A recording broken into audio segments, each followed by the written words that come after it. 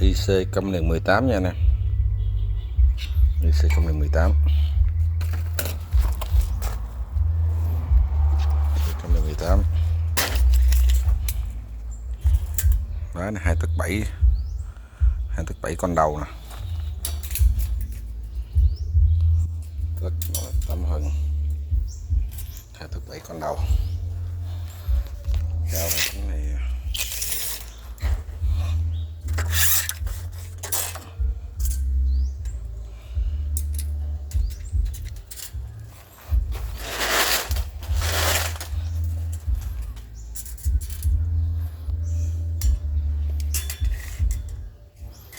1 mét phủ lá nha, bánh 1 mét phủ lá. 1 mét phủ lá. Câm liền 18, 2 tấc 7 con đầu.